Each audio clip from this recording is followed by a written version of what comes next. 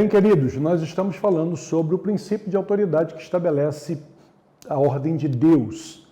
A autoridade, ela é a essência da liderança que traz em si a capacidade de aplicação de leis que governam o mundo moral, o discernimento em relação aos devidos lugares das pessoas e coisas, bem como a habilidade de estabelecer objetivos claros, conduzindo um grupo de pessoas na direção correta. Uma boa liderança sempre vai produzir ordem e desenvolvimento. De forma alguma, uma posição de autoridade pode ser ocupada de uma forma leviana. Paulo adverte para que não venhamos a impor precipitadamente as mãos sobre uma pessoa. Ele vai falar isso na sua primeira carta a Timóteo, lá no capítulo 5, versículo de número 22, para nós não termos pressa. Por isso que o nosso pastor, ele costuma dizer que ele não separa ninguém para a obra, ele não consagra ninguém. Ele pede a Deus discernimento para colocar as mãos sobre as cabeças daquelas pessoas que Deus chamou. Antes de estabelecer alguém em autoridade, essa pessoa precisa primeiramente ser treinada, precisa ser testada, ela precisa ser aprovada. Ela não vai ocupar um lugar de autoridade, vai receber uma dotação de autoridade, porque é filho de, porque nasceu em, porque tem isso ou aquilo. Não. É alguém que foi treinado, alguém que foi testado e alguém que se achou aprovado. Sem uma cadeia de autoridade, nós seríamos uma multidão de pessoas vivendo de forma desordenada, uma sociedade caótica. Esse é o princípio maligno da anarquia, que destina qualquer sociedade sem autoridade, sem liderança, sem princípios, sem regras, sem leis, à destruição. O pior sistema de governo é ainda menos pior do que sistema nenhum.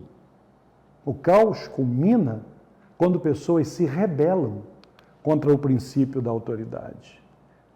Não devemos confundir princípio de autoridade com o estilo de uma pessoa. Existe uma diferença entre você não simpatizar com a personalidade de um líder e você se rebelar contra o princípio de autoridade colocado sobre a vida desse líder. O estilo de liderança, ele é humano, é pessoal. Agora, o princípio de autoridade é divino. Daniel se submeteu a Nabucodonosor em Babilônia e Jesus se submeteu às leis de Roma. Eles não estavam se submetendo a pessoas, mas à autoridade que residia sobre aquele sistema onde eles estavam. A Bíblia Sagrada vai trazer casos de rebelião, demonstrações de rebelião, porque a Bíblia não nos esconde nada. A primeira, a pior de todas, é Lúcifer, a rebelião que tem origem no céu, quando Lúcifer se levanta numa tentativa de ser igual ou maior do que Deus. Não é de hoje que o liderado tem a sensação de que é melhor que o líder. Se eu estivesse lá, eu não faria assim. Do meu jeito.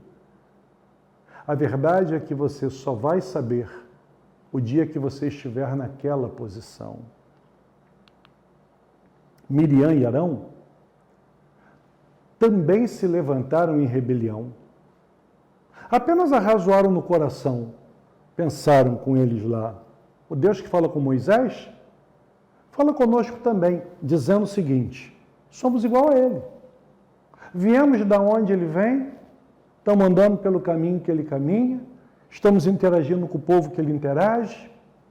A Bíblia diz que Deus ouviu isso. Números, capítulo de número 12, versículo de número 2. E tomou uma posição. Lá no versículo de número 8, Deus vai dizer, boca a boca falo com ele, se referindo a Moisés. Claramente, e não por enigmas, pois ele vê a semelhança do Senhor. Porque, pois, não tiveste temor de falar contra o meu servo, contra Moisés. E a palavra do Senhor vai dizer que a nuvem se retirou de sobre a tenda, e eis que Miriam ficou leprosa como a neve.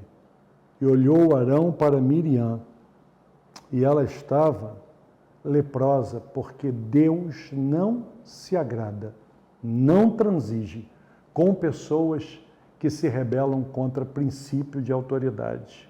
Também com Moisés, 3 príncipes de Israel, Coré, Datã e Abirão. Eram levitas, se relacionavam com gente importante e também quiseram afrontar Moisés dizendo que Moisés se achava mais santo do que os outros. Moisés está se achando melhor porque entra na tenda, porque Deus fala com ele. Falou o Senhor a Moisés e a Arão dizendo: apartai-vos do meio desta congregação e eu os consumirei em um momento. E a palavra do Senhor vai dizer que a terra se abre, traga Coré, Datã, Abirão, seus familiares e todos aqueles que ouviram a palavra desses homens. A palavra do Senhor vai relatar Saul, que recebeu uma ordem específica, mas fez o que lhe pareceu bem. Saul era o rei.